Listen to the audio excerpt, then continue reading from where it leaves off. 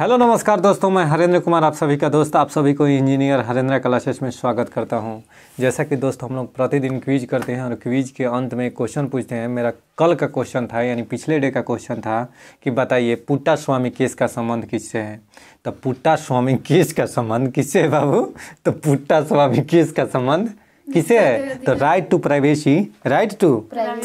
Privacy यानी निजता के अधिकार से है। किससे है बाबू? निजता के अधिकार से संबंधित है। निजता के अधिकार से संबंधित है। कोई दिक्कत है? कोई डाउट? ठीक है दोस्त, चलिए आज हम स्टार्ट करते हैं। कौन सा बाबू? तो घटना चक्र के हम लोग जो घटना चक्र के सामान्य ज्ञान है उसको हम लोग स्टडी करेंगे। बताइए, हाइड्रोजन, कार्बन, नाइट्रोजन तथा ऑक्सीजन तत्वों में से सर्वाधिक यौगिक निर्माण करता है कौन बाबू? कार्बन। यानी कहने का मतलब है कि हाइड्रोजन, कार्बन, नाइट्रोजन, ऑक्सीजन तत्वों में से सर्वाधिक यौगिक का निर्माण कौन करता है? कार्बन। हाइड्रोजन के साथ सबसे अधिक यौगिक का निर्माण कौन करता है? कार्बन। कौन करता है?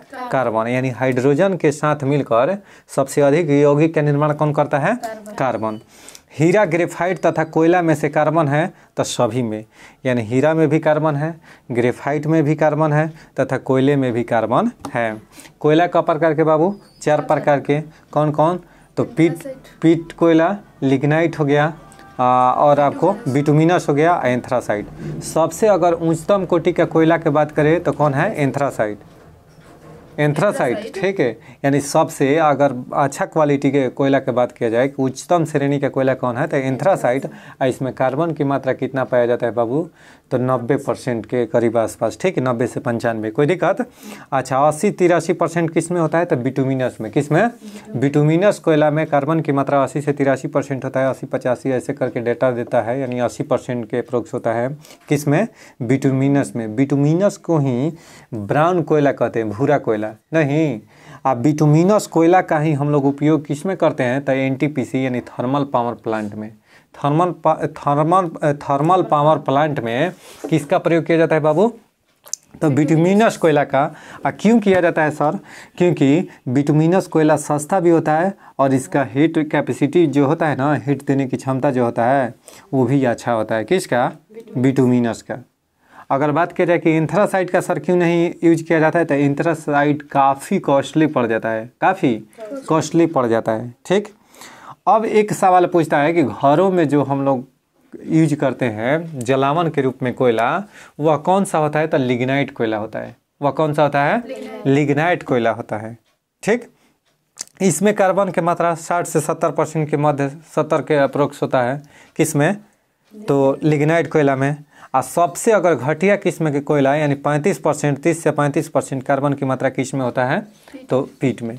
सबसे घटिया किस्म के कोयला कौन है? पीट कोयला। हम लोग घरों में खाना बनाने में किसका प्रयोग किया जाता है बाबू? लिग्नाइट का। अगर कहेगा कि थर्मल पावर प्लांट यानी एनटीपीसी में कौन कोयला का उपयोग होता है? बिटुमिनस का। सबसे अगर कहेगा कि अच्छा क्वालिटी का कोयला कौन होता है? एंथ्रासाइट। बहुत बढ़िया।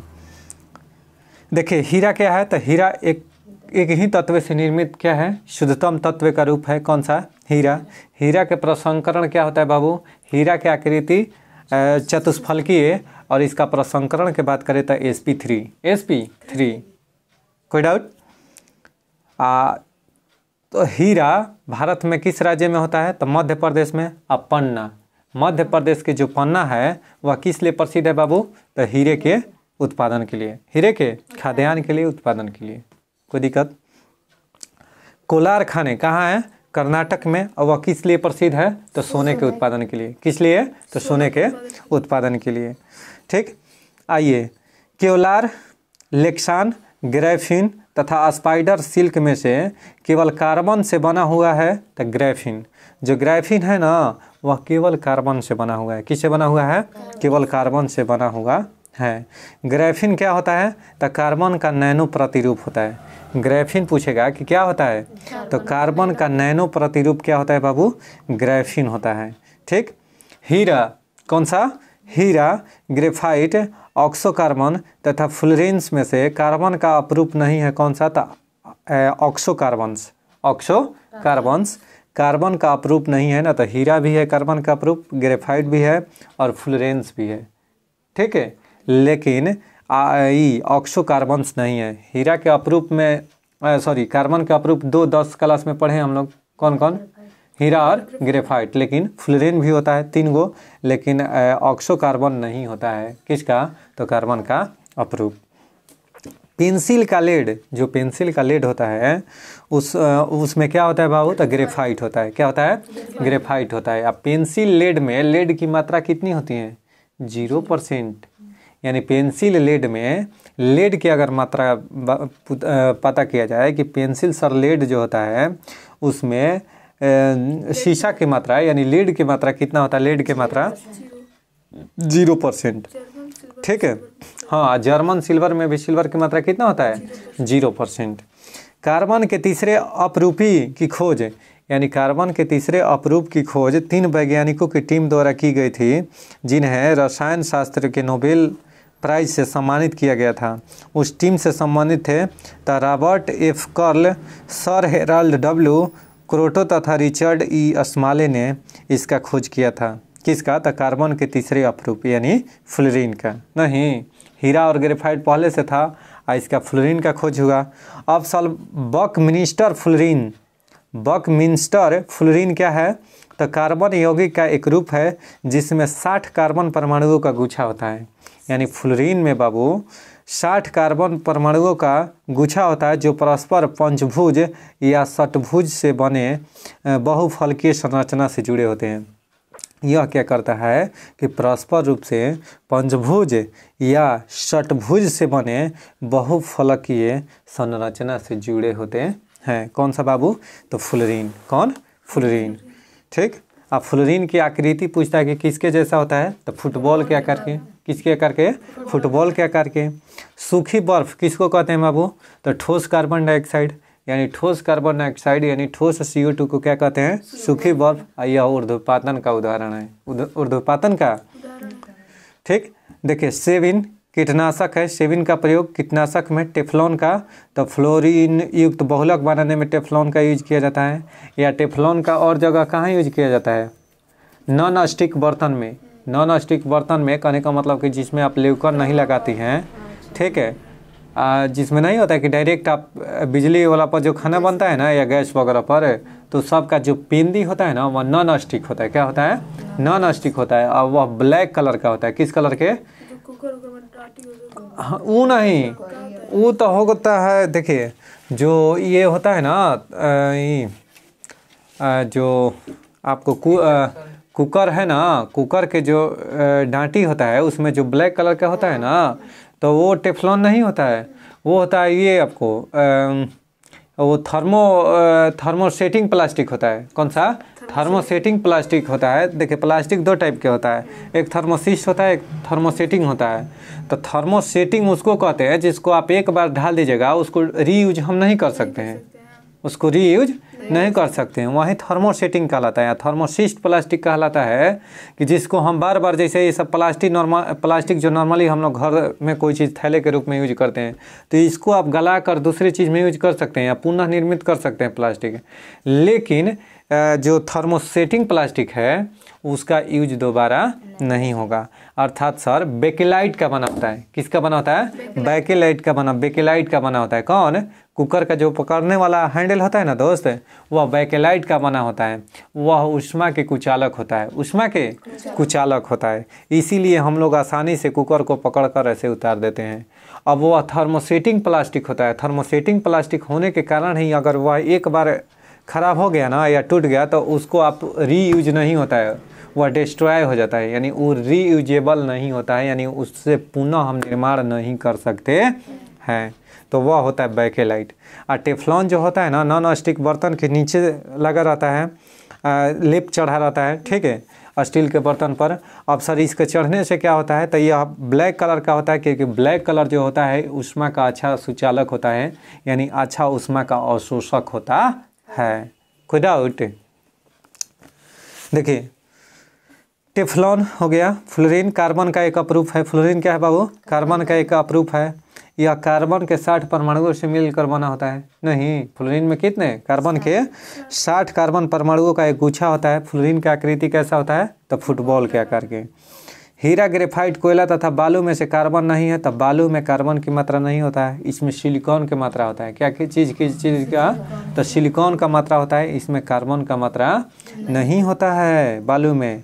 लिग्नाइट, टीन, चांदी तथा लोहा में से कार्बन मिलता है, तो लिग्नाइट में कार्बन मिलता है। लेकिन क्यों? क्योंकि लिग्नाइट जो है कोयले का प्रकार है, लिग्नाइट में कार्बन पाया जाता है, लेकिन टीन, चांदी तथा लोहा में कार्बन की मात्रा नहीं पाई जाती है। ढलवा लोहा, पिटवा लोहा, स्टील तथा मिश्र धातु स्टील में कार्बन की मात्रा अधिकतम होती है, तो ढलवा लोहा में कार्बन की मात्रा क्या होती है? अधिकतम होती है। ढलवा लोहा में कार्बन की मात्रा क्या होती है? अधिकतम होती है। ठीक।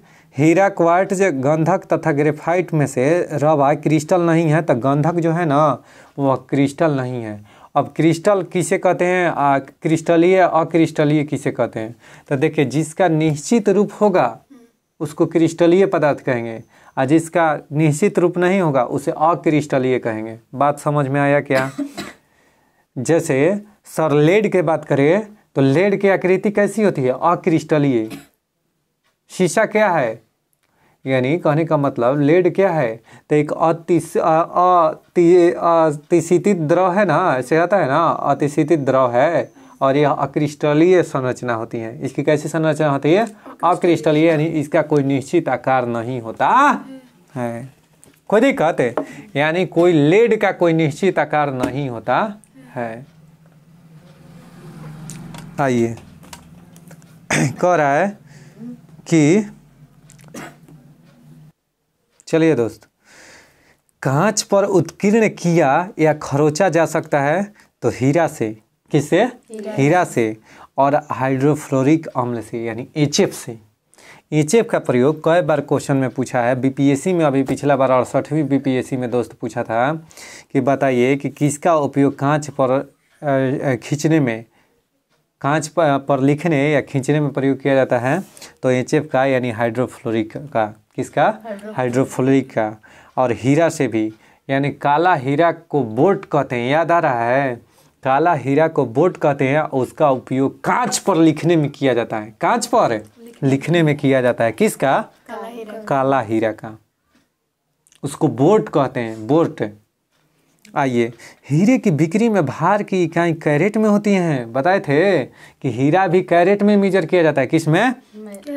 और सोना भी कैरेट में। कोई दिक्कत है?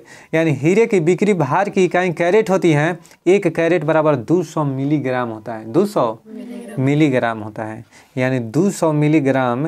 एक कैरेट अगर हीरा लीजिएगा तो आपको 200 मिलीग्राम मिलेगा। 200 मिलीग्राम मिलेगा। ग्राफीन के संदर्भ में निम्न कथनों पर विचार कीजिए। ग्राफीन के संबंध में सही कथन दोस्त बता रहा हूँ, ध्यान से सुनिएगा। ग्राफीन क्या होता है? तो वह एक द्विआयामीय पदार्थ होता है। द्विआयामीय पदार्थ है और उसकी विद्युत चालकता उत्तम होती है। उत्तम कहने का मतलब होता है कि अच्छा होता है। कोई दिक्कत है? अब वह अब तक जांचे गए सबसे तनु किंतु सबसे शक्तिशाली पदार्थों से हैं। यानी अब तक वह क्या होता है कि जांचे गए सबसे तनु माने समझ रही है ना, द्रव्य, किंतु सबसे शक्तिशाली पदार्थों में से एक है। कौन? ग्राफीन। ग्राफीन भी ताकतवर होता है लेकिन तनु होता है। वह पूर्णतः सिलिकॉन से बना होता है। ग्राफीन किससे बना होता है बाबू? सिलिकॉन से। उसकी ये गलती है कि वह पूर्णतः सिलिकॉन से बना होता है, यह गलती है। ठीक है। उसका टच स्क्रीन, LCD और कार्बनिक LED के लिए चालक इलेक्ट्रोड के रूप में इस्तेमाल किया जाता है। ओ सेट, जैसे जितना हम लोग दोस्त टच स्क्रीन यूज करते हैं ना, मोबाइलवा नहीं, आप अंगुरिया रखते हैं, टिंग, मौसी भी फोन लगाते हैं, टिंग, तो तुरंत लग जाता है। तो उसमें कौन सा होता है? LCD सब टच स्क्रीन में यही होता है। ग्राफीन का उपयोग किया जाता है। किसका उपयोग किया जाता है? टिंग टिंग मामा हेलो जग होता है वो। कोई दिक्कत है? तो कहने का मतलब है बाबू कि उसका टच स्क्रीन में LCD और कार्बनिक LED के लिए चालक इलेक्ट्रोड के रूप में उपयोग होता है। किसका? ग्राफीन का चालक इलेक्ट्रोड में उपयोग होता है। नहीं? कोई दिक्कत है? अच्छा, अब आप लोग समझे दोस्त। 100 बात के एक जवाब में आइए। ग्राफीन जो होता है, ग्राफीन के संदर्भ में सही कथन सुनिएगा क्या क्या है। तो वह एक द्विआयामीय पदार्थ होता है। उसकी विद्युत चालकता उच्च होती है। विद्युत चालकता उच्च होती है। वह अब तक जांचे गए सबसे तनु किंतु सबसे शक्तिशाली पदार्थों में से एक है। कौन? ग्रेफिन। अच्छा, वह पूर्णतः सिलिकॉन से बना होता है, यह गलत है। उसका टच स्क्रीन, यानी ध्यान से सुनिएगा, उसका टच स्क्रीन एलसीडी और कार्बनिक एलईडी के लिए चालक इलेक्ट्रोड के रूप में इस्तेमाल किया जाता है। किसको? तो ग्रेफिन का। बहुत सुंदर। जर्मन सिल्वर, पीतल, स्टील तथा ग्रेफिन में से सर्वाधिक मजबूत कौन होता है? तो ग्रेफिन। ग्रेफिन क्या होता है? सर्वाधिक मजबूत होता है। इसका चालक इलेक्ट्रोड के रूप में उपयोग किया जाता है इस सब में। अच्छा जी, ग्रेफिन स्ट्रॉन्ग होता है। अब सुनिएगा ध्यान से, निम्नलिखित कथनों पर विचार कीजिए। कैल्शियम सल्फेट की उपस्थिति जल को कठोर बना देती है एवं वह उपयोग योग्य नहीं रहता है। सही बात है कि कैल्शियम सल्फेट की उपस्थिति जो है ना, वह जल को क्या बना देता है? कठोर बना देता है। कार्बोनेट भी क्या कर देता है? कठोर बना देता है। ठीक। हीरा तांबा व लोहे से कठोर होता है। हीरा जो है ना, तांबा और लोहे से कठोर होता है, तो दोनों सही है। बॉक्साइट, फास्फोरस, ग्रेफाइट और सिलिकॉन ऑयल में से भारी मशीनों के उपयोग के लिए स्नेहक है। तो ग्रेफाइट। ग्रेफाइट का उपयोग किस में कहते हैं? स्नेहक के रूप में। हाँ, यानी ग्रेफाइट का उपयोग स्नेहक के रूप में किया जाता है। खुद ही कहते हैं। शुष्क बर्फ कहलाते हैं तो ठोस कार्बन डाइऑक्साइड को। सल्फर, सिलिकॉन, ब्रोमीन, फास्फोरस अधातुओं में से वह एक जो विद्युत का मंद चालक नहीं है, तो वह सिलीनियम है। सिलीनियम जो है विद्युत का मंद चालक नहीं है। बात समझ में आया क्या? बताइए, भारी जल का फॉर्मूला D2O, ड्यूटेरियम ऑक्साइड होता है। इसका परमाणु द्रव्यमान कितना होता है बाबू? 20 होता है। भारी जल एक प्रकार का शीतलक तथा मंदक होता है, यानी इसका प्रयोग शीतलक तथा मंदक के रूप में न्यूक्लियर पावर प्लांट में प्रयोग किया जाता है। किसका? भारी जल का, D2O का, क्योंकि यह न्यूट्रॉन को अवशोषित कर लेता है। न्यूट्रॉन को, तभी तो इसको मंदक के रूप में प्रयोग करते हैं। नहीं, आइए, गुरु जल क्या है? गुरु जल किसे कहते हैं? तो ध्यान से सुनिए, उसे नहीं, जो गुरु को पानी पिलाते हैं उसको गुरु जल नहीं कहते हैं। जो गुरु के लिए जल हो उसे गुरु जल नहीं कहते हैं। ध्यान से सुनिएगा। ऑक्सीजन और हेवी हाइड्रोजन, ऑक्सीजन दोनों के मिलान को मिलने से गुरु जल का निर्माण होता है। किसका? गुरु जल। यानी ऑक्सीजन, हेवी हाइड्रोजन, भारी हाइड्रोजन दोनों मिलेगा ना बाबू, तो उसका निर्माण किसका करेगा? गुरु जल। किसका? गुरु जल का। भार के अनुसार पानी में हाइड्रोजन की प्रतिशत कितना होता है? आज तक निकाली है? ध्यान से सुनिएगा। अगर कहेगा कि भार के अनुसार पानी में यानी H2O में हाइड्रोजन की प्रतिशत कितना होता है बाबू? तो 11.11।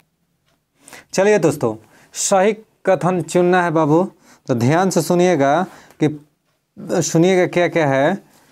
तो पहले अध्यक्ष में औपचारिक विग त्याग कर गांधी टोपी पहनकर सदन की अध्यक्षता की। किसने बाबू? तो जीवी मावलंकर ने। किसने? जीवी मावलंकर ने। पहले अध्यक्ष कौन थे? जिसने औपचारिक विग त्याग कर गांधी टोपी पहनकर सदन की अध्यक्षता की? जीवी मावलंकर थे। जीवी मावलंकर थे। सही कथन में आइएगा। तो पीसी घोष एवं टी प्रकाशम किसान मजदूर प्रजा पार्टी के से जुड़े हुए थे। यानी पीसी घोष एवं टी प्रकाशम किसान मजदूर प्रजा पार्टी से जुड़े हुए थे। भारतीय संविधान निर्माता डॉक्टर भीमराव अंबेडकर की मृत्यु कब हुआ था बाबू? तो 6 दिसंबर 1956 को। 6 दिसंबर 1956 को किसका मृत्यु हुआ था? डॉक्टर भीमराव अंबेडकर के। अच्छा सर, जन्म कब हुआ था? तो डॉक्टर भीमराव अंबेडकर का जन्म 14 अप्रैल 1891 को कटक मऊ मध्य प्रदेश में हुआ था। मऊ मध्य प्रदेश में। और सुभाष चंद्र बोस का जन्म 23 जनवरी 1897 को कहाँ हुआ था बाबू? कटक उड़ीसा में। कटक उड़ीसा में। रविंद्रनाथ टैगोर की मृत्यु कब हुई थी? तो वर्ष 1941 में। 1941 में रविंद्रनाथ टैगोर की मृत्यु हुई थी। रविंद्रनाथ टैगोर की महान प्रहरी कहा था किसको? तो महात्मा गांधी ने। यानी महात्मा गांधी ने रविंद्रनाथ टैगोर को महान प्रहरी कहा था, महान प्रहरी कहा था। ठीक है, रविंद्रनाथ टैगोर के विषय में सत्य कथन क्या है? तो उन्होंने प्राचीन भारत और उसकी संस्कृति का गौरव गान किया। उन्होंने शिवाजी और गुरु गोविंद सिंह को राष्ट्र निर्माता के रूप में देखा। उनके अनेक गीतों में मराठों के बहादुरी का मंडन है।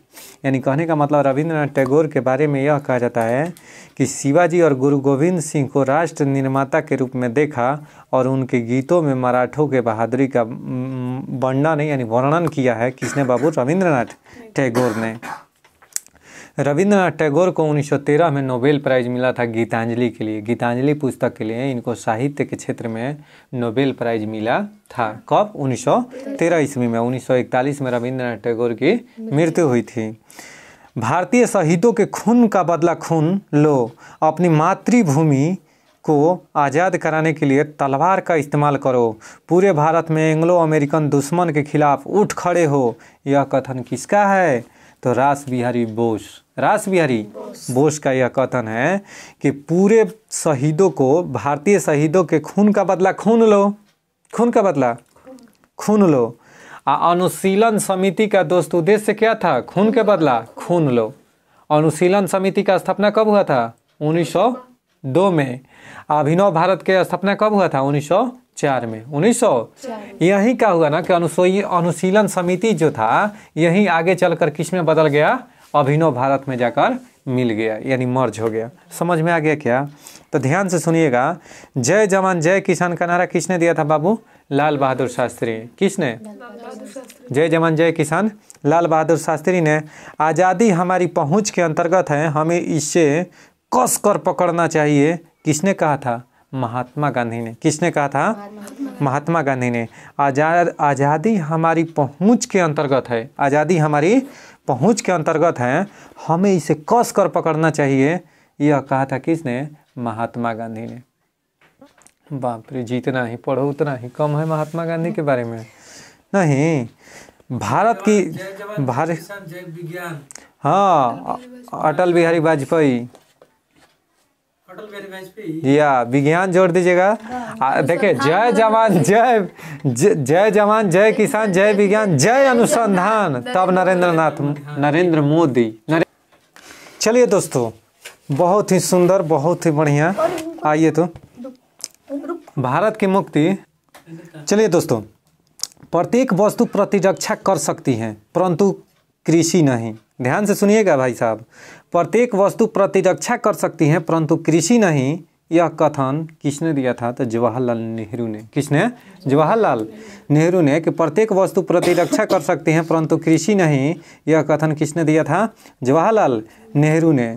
अच्छा सुनिएगा ध्यान से। भारत की मुक्ति महात्मा गांधी के नेतृत्व में नहीं होगी। यह किसने लिखा था? भारत की मुक्ति महात्मा गांधी के नेतृत्व में नहीं होगी। यह किसने लिखा था बाबू? तो सुभाष चंद्र बोस। किसने? सुभाष चंद्र बोस ने। ठीक है। बम्बई में पहले भारतीय कपड़ा मिल की स्थापना कब हुई थी? 1854 ईस्वी में। कब? 1854 ईस्वी में। यानी बम्बई में पहले भारतीय कपड़ा मिल की स्थापना 1854 ईस्वी में हुई थी। राजा जनता के लिए बने हैं, जनता राजा के लिए नहीं बनी है।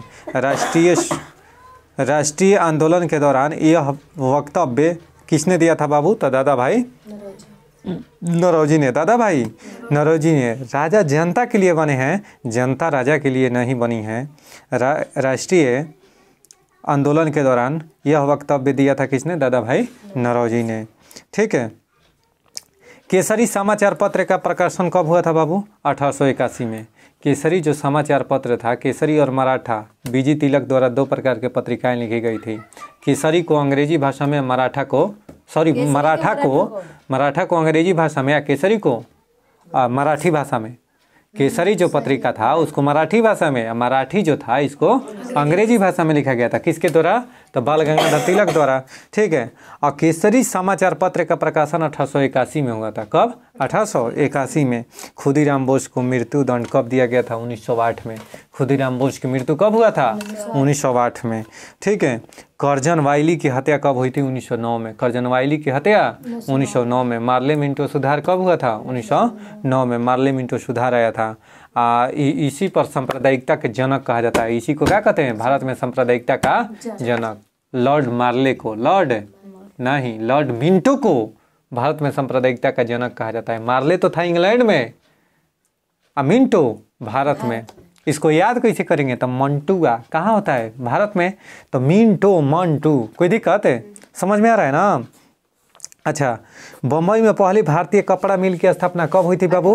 1854 ईस्वी में। कहाँ पर? 1854 ईस्वी में। ये तो बता दिए हैं। बताइए, वर्ष 1921 में पहली बार पूर्ण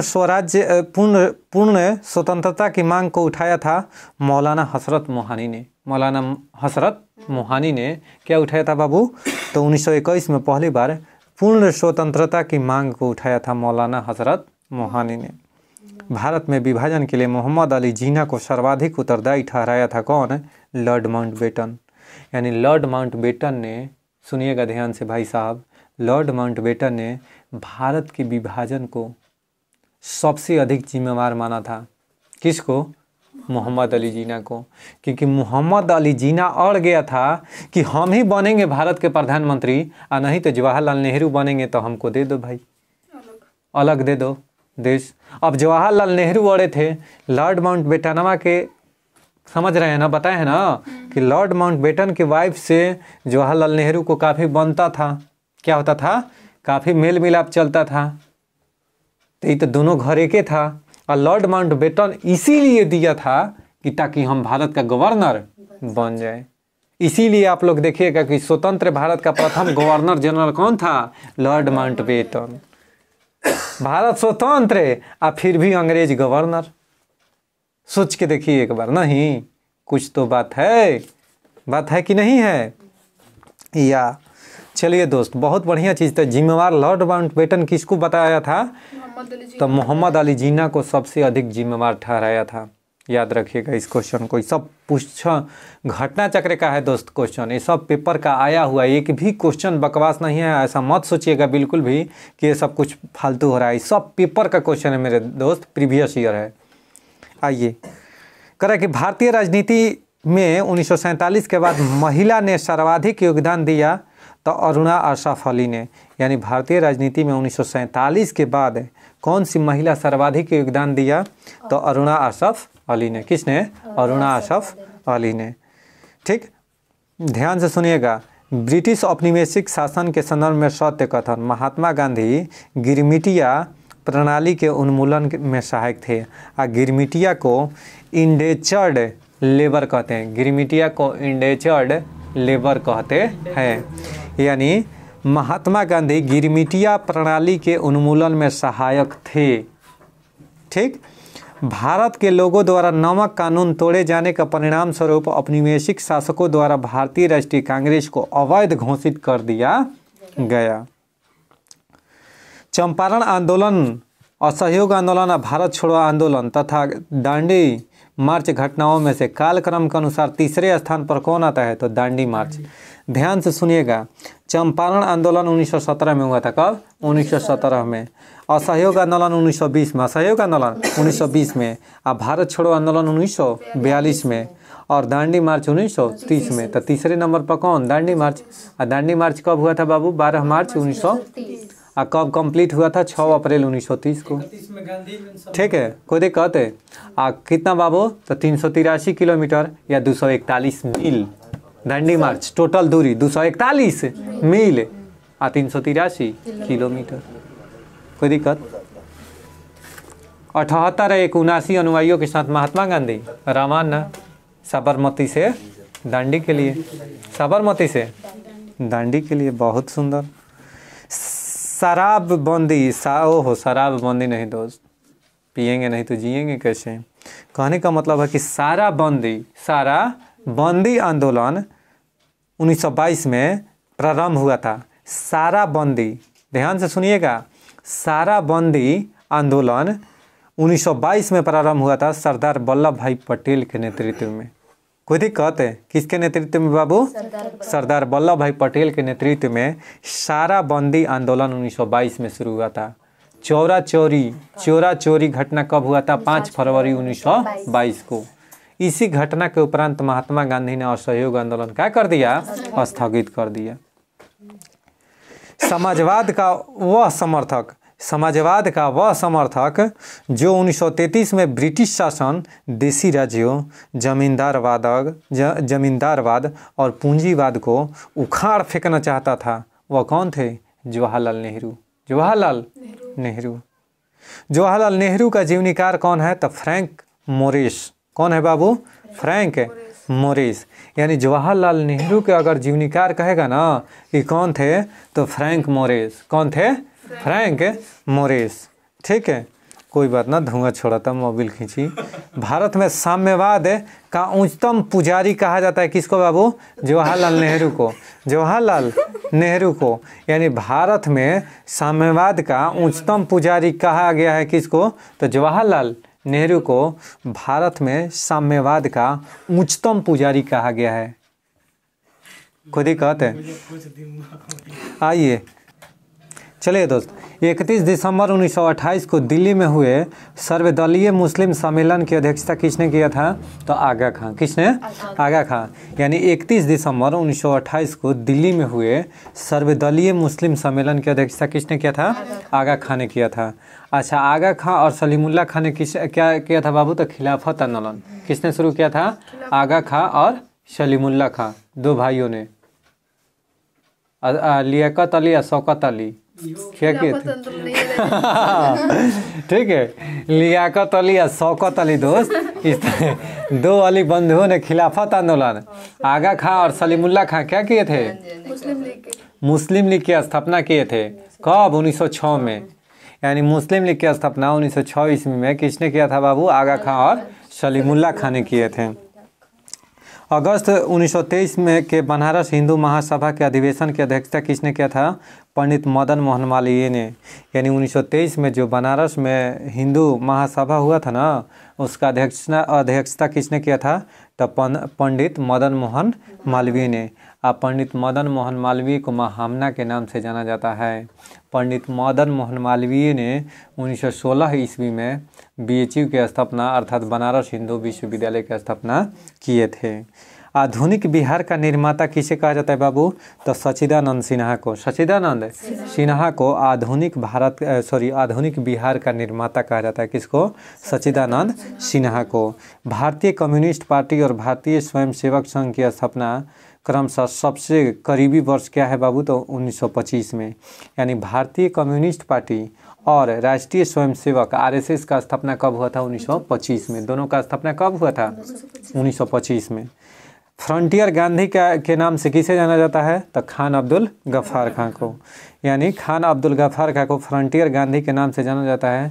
यहीं क्या थे? खान अब्दुल गफ्फार खां को खुदाई खिदमतगार के रचनाकार किसने किया था? खान अब्दुल गफ्फार खां। प्रथम विदेशी कौन थे जिसको कि भारत रत्न पुरस्कार दिया गया था? खान अब्दुल गफ्फार खां। खान अब्दुल गफ्फार खां। बम्बई त्रिमूर्ति के नाम से किसे जाना जाता है बाबू? तो फिरोज शाह मेहता को। बम्बई त्रिमूर्ति के नाम से किसे जाना जाता है? फिरोज शाह मेहता को। बम्बई के त्रिमूर्ति के नाम से फिरोज शाह मेहता, KT तेलंग तथा बदरुद्दीन तैयब जी को। फिरोज शाह मेहता, KT तेलंग और बदरुद्दीन तैयब जी को बम्बई त्रिमूर्ति के नाम से जाना जाता है। अंग्रेजों के विरुद्ध खान अब्दुल गफ्फार खां द्वारा प्रारंभ किए गए आंदोलन का नाम क्या था? लाल कुर्ती। इसको इंग्लिश में रेड शर्ट, तो लाल कुर्ता होना चाहिए। गलती से बेचारा कुर्ती दे दिया है। कहें कि दोस्त शर्ट माने कुर्ता होता है, हई ऊपर वाला ये टी-शर्ट है। ठीक है, यानी कहने का मतलब है कि लाल कुर्ती, यानी इसका किसने शुरू किया था बाबू आंदोलन? खान अब्दुल गफ्फार खां। किसने? खान अब्दुल गफ्फार खां। रेड शर्ट इसको इंग्लिश में रेड शर्ट इंग्लिश में कहते हैं। आइए, डॉक्टर भीमराव अंबेडकर का यह कहकर आक्रमण किया। डॉक्टर भीमराव अंबेडकर पर यह कहकर आक्रमण किया कि अंबेडकर को उदार ब्रिटिश सरकार द्वारा थोपा गया नेतृत्व प्राप्त हुआ था, क्योंकि उनकी सेवाएं राष्ट्रवादी नेताओं को बाधा पहुंचाने के लिए आवश्यक थी। यह कथन किसने दिया था बाबू? तो डॉक्टर BS मुंजे ने। डॉक्टर BS मुंजे ने। हाँ। देखिए, त्रिपुरा की देसी रियासत, त्रिपुरा की देसी रियासत स्वतंत्रता आंदोलन में 20वीं सदी के प्रारंभ में शामिल हुई, क्योंकि बंगाल के क्रांतिकारी त्रिपुरा में आश्रय लिए हुए थे। बंगाल के जितने भी क्रांतिकारी थे ना, वह त्रिपुरा में आश्रय लिए हुए थे। समझ में आया क्या? कि त्रिपुरा की देसी रियासत स्वतंत्रता आंदोलन में 20वीं सदी के प्रारंभ में शामिल हुई। पहले त्रिपुरा वाला इलाका जो था शामिल नहीं था प्रत्यक्ष रूप से। काहे सर? कि जितना बंगाल के क्रांतिकारी थे ना, सब छिपते थे कि ने त्रिपुरा साइड में। जेकरा घरे मार भइल रही, कपार कान फूटल रहेगा दोस्त, तो पुलिस उसी के घर न ढूंढेगा। तो भाग के आदमी कैसे, जेकरा घरे नहीं हुआ रहता है ओकरा घरे लुकाता है नहीं। समझ में आ गया ना? यानी कहने का मतलब तात्पर्य है, इसका आशय यह है दोस्त कि ध्यान से सुनिएगा कि मतलब कि त्रिपुरा शांत इलाका था, तो उधर तो अंग्रेज जाएगा नहीं ढूंढने के लिए कि वो उधर के तो ये सब करता नहीं है। लेकिन बंगाल के जितने क्रांतिकारी थे त्रिपुरा में आश्रय लिए हुए थे। कोई डाउट? राजेंद्र प्रसाद रहने वाले थे कहाँ के बाबू? बिहार के। डॉक्टर राजेंद्र प्रसाद भारत के प्रथम राष्ट्रपति कौन थे? डॉक्टर राजेंद्र प्रसाद। कहाँ के रहने वाले थे? बिहार के। महान कवि पटना के, ठीक है। पटना भी कौन है? नहीं नहीं नहीं, पटना के पास में पटना साहिब नहीं, उसके आगे बढ़ो ना थोड़ा, मोकामा से और इधर, ठीक है। देखो, महान कवि रविंद्रनाथ टैगोर एक महान चित्रकार के रूप में उभरे जब उनकी आयु थी लगभग 70 वर्ष। ध्यान से सुनिएगा, महान कवि रविंद्रनाथ टैगोर एक महान चित्रकार के रूप में उभरे जब उनकी आयु कितनी थी बाबू? 70 वर्ष। यानी रविंद्रनाथ टैगोर का में कलाकारी में भी, पेंटिंग में भी जबरदस्त है, चित्रकारी में भी। जब उनकी आयु 70 वर्ष के था तो वह पेंटिंग बनाते थे, चित्रकारी करने लगे। वाह रे बाबू, यह धरती गजब का इंसान दिया है। नहीं, एक के पास कुछ नहीं, एक के पास सब। क्या मालिक दे दे खुदा। ठीक है, सही कथन क्या है? तो संत फ्रांसिस जेवियर जेजुइट संघ यानी ऑर्डर के संस्थापक सदस्यों में से एक थे। गोवा में प्रतिवर्ष संत फ्रांसिस जेवियर के भोज का अनुष्ठान किया जाता है।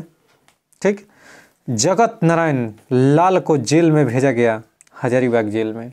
जगत नारायण लाल को कहाँ भेजा गया? हजारीबाग जेल में।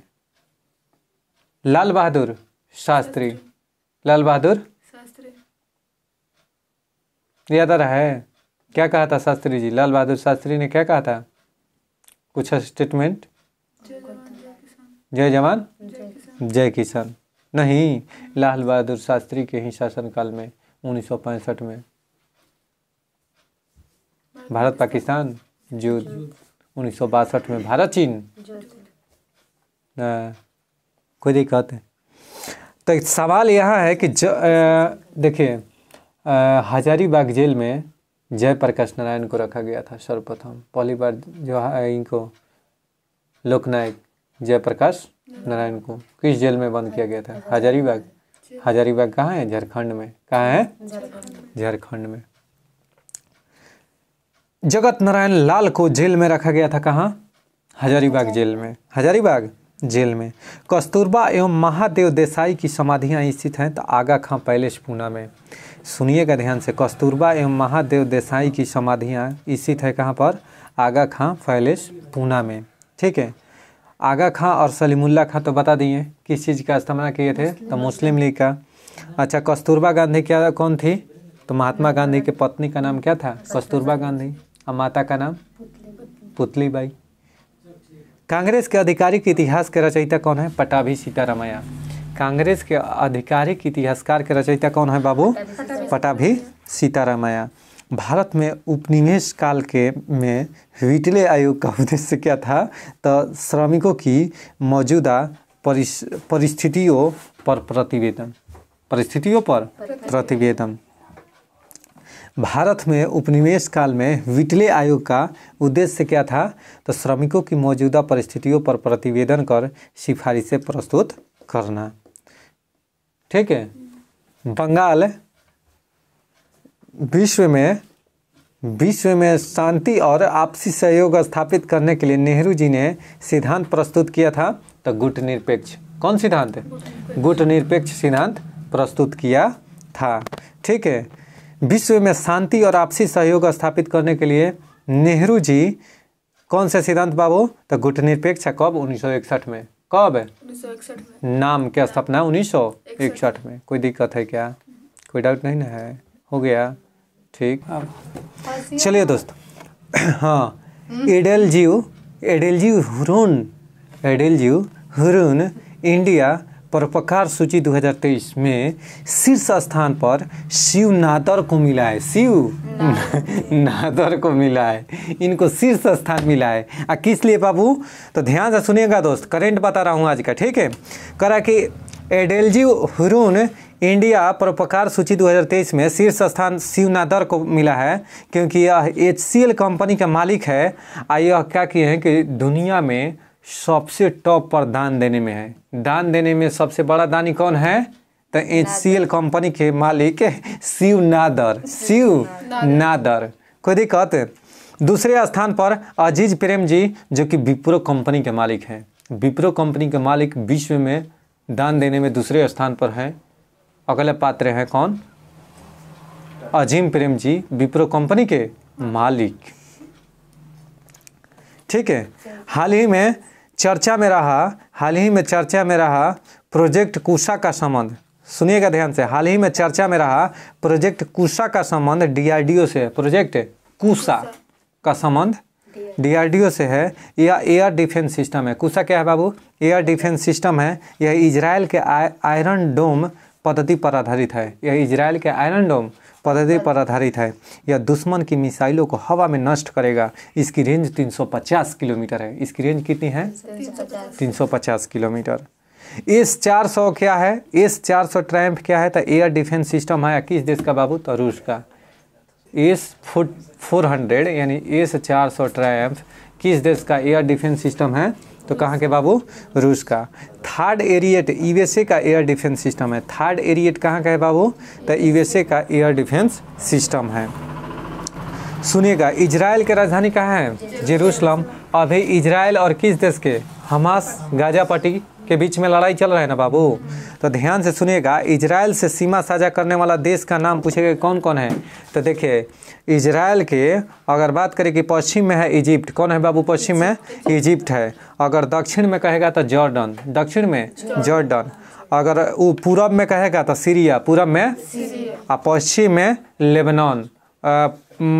पूरब और उत्तर पूर्व कहिए, उत्तर पूर्व में कौन है? लेबनान। और उत्तर में कहेगा तो कौन है बाबू? सीरिया।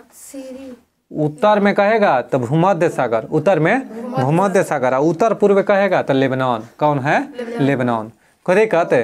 कोई डाउट नहीं ना है? तो इजराइल से सीमा साझा करने वाला इजिप्ट यानी मिस्र, जॉर्डन, ये सीरिया और कौन सा है? लेबनान। इजिप्ट की राजधानी कहाँ है? यानी मिस्र की राजधानी काहिरा। इसी को कैरो भी कहते हैं। ध्यान से सुनिएगा, इजिप्ट की राजधानी काहिरा या कैरो भी कहे ना, कैरो तो वो भी है, यानी काहिरा की राजधानी। जॉर्डन की राजधानी कहाँ है बाबू? अम्मान। जॉर्डन के अम्मान। सीरिया के दमिश्क। सीरिया की राजधानी दमिश्क। लेबनान के बेरूत। लेबनान की राजधानी कहाँ है? बेरूत। हाल ही में केंद्रीय मंत्री निर्मला सीतारमण ने श्रीलंका के त्रिकोमाली में पटाना घास के मैदान कहाँ है? श्रीलंका में। पटाना घास के मैदान श्रीलंका में है। तो हाल ही में केंद्रीय मंत्री निर्मला सीतारमण ने श्रीलंका के त्रिकोमाली में SBI बैंक के शाखा का उद्घाटन किया है। SBI बैंक के शाखा के उद्घाटन किया है। SBI की स्थापना 1 जुलाई 1955 में। इसका पहले किस नाम से जाना जाता था? Imperial bank. इंपीरियल बैंक की स्थापना 1921 में। इंपीरियल बैंक की स्थापना 3 बैंकों के मिलने से हुआ, bank of Bengal, bank of Madras और बैंक ऑफ बॉम्बे। तो ध्यान से सुनिए जाएगा, बैंक ऑफ बंगाल यानी बैंक ऑफ बंगाल कहिए, बैंक ऑफ कोलकाता 1806 में। 1806 में। और bank of Mumbai, bank of Mumbai इसका स्थापना कब? 1840 में। अब बैंक ऑफ मद्रास की स्थापना कब हुआ था? 1843 में। तीनों को मर्ज करके इंपीरियल बैंक की स्थापना 1921 में। इंपीरियल बैंक का राष्ट्रीयकरण 1 जुलाई 1955 को इंपीरियल बैंक का राष्ट्रीयकरण हो गया। उस दिन से SBI हो गया, यानी state bank of India. Bharat का सबसे बड़ा व्यापारिक बैंक कहेगा ना, भारत का सबसे बड़ा वाणिज्यिक बैंक कौन सा है? तो SBI। अब पूर्णतः भारतीयों द्वारा निर्मित बैंक कौन है? Punjab national bank. कौन है? Punjab national bank. Punjab national bank की स्थापना 1894 में हुआ था। 1894 में हुआ था। आइएगा, कह रहा है कि नाम 200 सम्मेलन के चीफ गेस्ट निर्मला सीतारमन। नाम, अब ध्यान से सुनिएगा, नाम 200 सम्मेलन के चीफ गेस्ट निर्मला सीतारमन थी, जो श्रीलंका में हुआ था। नाम 200 का आयोजन कहाँ पर है? श्रीलंका में। इसका चीफ गेस्ट कौन था बाबू? तो निर्मला सीतारमन, जो कि भारत के वर्तमान में वित्त मंत्री हैं। भारत के वर्तमान में वित्त मंत्री हैं। इसका नाम 200 क्यों पड़ा? क्योंकि अंग्रेज 200 वर्ष पहले तमिल व्यक्तियों को दास बनाकर श्रीलंका ले गए थे। दास माने समझ रही है ना? दास कहने का मतलब है दोस्त कि ऐसा बनिहार, एक प्रकार के समझिए उसको, एकदम आसानी से भाषा में समझा रहा हूँ कि ऐसा बनिहार जो हमेशा क्या होता था? राजा के सेवा में नियुक्त होता था, या कोई भी बड़ा व्यक्ति था ना, उसकी सेवा में नियुक्त होता था। कौन बाबू? दास। कौन है? दास है। अच्छा सर, एक फिक्स समय के लिए उसको फिक्स वेतन पर रखा जाता था। खुद ही कहते, अब उसको सारा के सारा काम करना पड़ता था। किसको? दास को। खुद ही कहते। अच्छा सर, इसका नाम क्यों नाम 200 पड़ा? क्योंकि 200 वर्ष पहले तमिल व्यक्तियों को अंग्रेजों ने बंदी बनाकर कहाँ ले गए थे? श्रीलंका। श्रीलंका को पहले किस नाम से? सीलोन नाम से जाना जाता था। श्रीलंका की राजधानी श्री जयवर्धने थी। इसके बाद कहाँ हुई? कोलंबो। अब कहाँ हो गया? जयवर्धनेपुरे कोटे। अब कहाँ हो गया? जयवर्धनेपुरे। जयवर्धनेपुरे। पहले था ये थी अनुराधापुरम। तो अनुराधापुरम है ना बोले हैं। अनुराधापुरम के बाद हुआ कोलंबो, और कोलंबो के बाद श्री जयवर्धने कोटे हो गया। LTT पार्टी, प्रभाकरण, समझ में आ गया? वहाँ पर LTT पार्टी था। क्या बोलते हैं, उसका नेता जो था ना, प्रभाकरण था। LTT पार्टी जानते हैं? एक मतलब कि कह सकते हैं उसको, जो देशद्रोही टाइप के, जो आतंकवादी संगठन था LTT पार्टी। ध्यान से सुनिएगा। ऑपरेशन पवन, ऑपरेशन पवन 1987 में श्रीलंका में लीटे को समाप्त करने के लिए भारत द्वारा चलाया गया था। यह राजीव गांधी द्वारा शुरू किया गया था। ध्यान से गौर फरमाइएगा। भारत के द्वारा ऑपरेशन पवन श्रीलंका में 1987 में चलाया गया था। किसके द्वारा? राजीव गांधी के द्वारा। किसके विरुद्ध बाबू? तो LTT जो पार्टी था ना, लिबरल लिबरलाइजेशन ऐसे करके पार्टी होता है, ठीक है। ये जो था ना बाबू, LTT पार्टी यानी लीटे इसको कहते हैं। लीटे पार्टी जो था, इसके समाप्त करने के लिए, क्योंकि यह आतंकवादी संगठन था, तो 1987 में ऑपरेशन पवन शुरू किया गया राजीव गांधी के द्वारा। कहाँ में? श्रीलंका में। अब समझ में आ गया ना ऑपरेशन पवन का संबंध किससे है? ऑपरेशन पवन कब? 1987 में। हाल ही में चर्चा में रही ICBM मिनट मैन थर्ड का संबंध USA से है। किससे है बाबू? USA से है। यह इंटर कॉन्टिनेंटल बैलिस्टिक मिसाइल है। इसकी क्षमता 6000 किलोमीटर है। किसकी? तो ICBM मिनट मैन थर्ड का संबंध किससे है बाबू? अमेरिका से है। इसकी क्षमता कितना है? 6000 किलोमीटर में इस मिसाइल की क्षमता है। बताइए, गौरी मिसाइल अब्बा बिल कहाँ का है बाबू?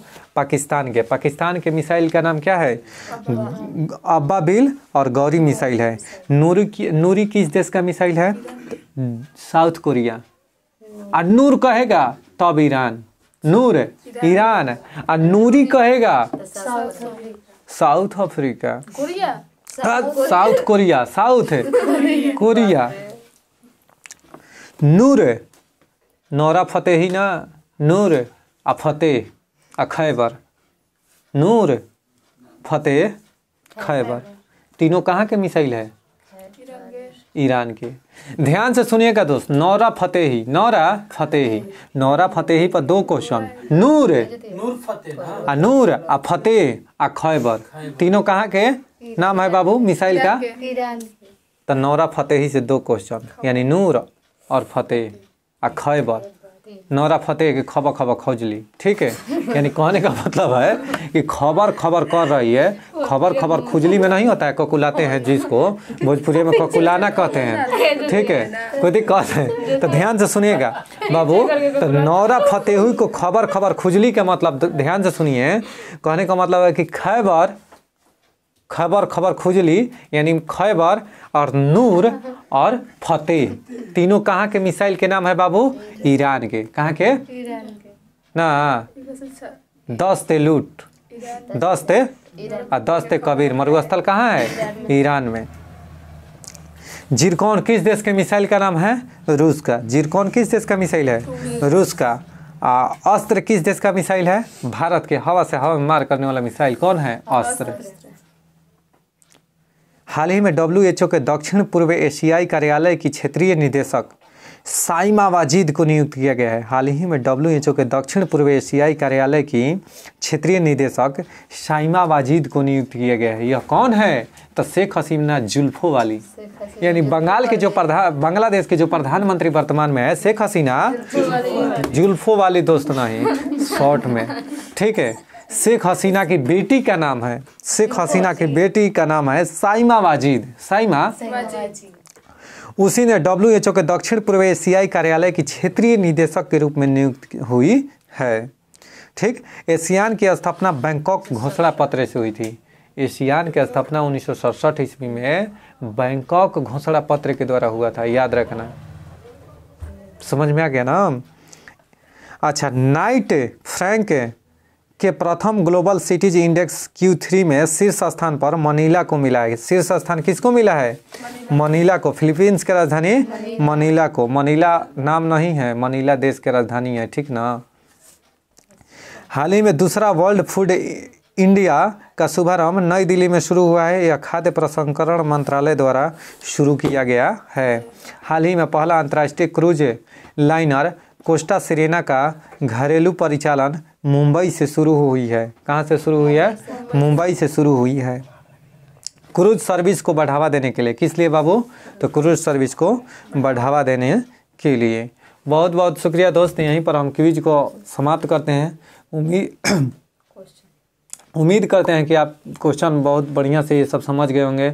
अगर यह वीडियो आपको अच्छा लगे तो कृपया करके दोस्तों के पास शेयर, सब्सक्राइब और लाइक कर दीजिए दोस्त, ठीक ना। कम से कम इतना हम आपके लिए कर रहे हैं। थोड़ी सी कोशिश कीजिए कि अपने ग्रुप में अभी जस्ट वीडियो को बंद कीजिएगा और थोड़ा सा शेयर कर दीजिएगा इस भाई के लिए, ठीक है। इस भाई को स्टार बनाएंगे, अब भी स्टार बनिए, हमको भी खुशी मिलेगा, आपको भी खुशी मिलेगा। एक से एक शानदार से शानदार वीडियो आपके समक्ष हम रखेंगे धीरे धीरे, ठीक है। प्यार दुलार बरसाते रहिए। और कल का मेरा क्वेश्चन रहेगा कि बताइए कि जो गाना होता है ना, यानी ध्यान से सुनिएगा, जो गाना में रेड बस्ट जो रोग होता है, यानी रेड कलर का जो रोग होता है ना, जिसको कोई भोजपुरिया में सियारा पदले बाद आदमी नहीं कहता है, उखिया पर, तो वह किसके चलते होता है? समझ रहे हैं? यानी कहने का मतलब है कि उखिया जो होता है ना, ऊख भोजपुरी में कहते हैं ईख को, ठीक है। ईख पर जो रेड बस्ट कहते हैं ना, रेड बस्ट रोग, यानी जो ईख में रेड बस्ट रोग होता है ना, जैसे नहीं उखिया लाल कलर के हो जाता है, तो बचपन में आदमी कहता था कि ये सियार पदले बा, यही से ओकरा पाँव उसको मत चूसो। समझ में आ रहा है? तब धके रौन देते थे, वो अलग अलग बात होता है, ठीक है। तो मेरा है कि वह जो रेड बस्ट रोग होता है इस ईख में, तो बताइए वह किसके कारण होता है, ठीक। आप कमेंट बॉक्स में रिप्लाई दीजिएगा अगर इसका आंसर आए, नहीं तो अगले दिन हम जरूर आपको बताएंगे। बहुत बहुत शुक्रिया दोस्त। मिलते हैं नेक्स्ट वीडियो में। तब तक के लिए बाय बाय, टेक केयर। तब तक के लिए जय हिंद, जय।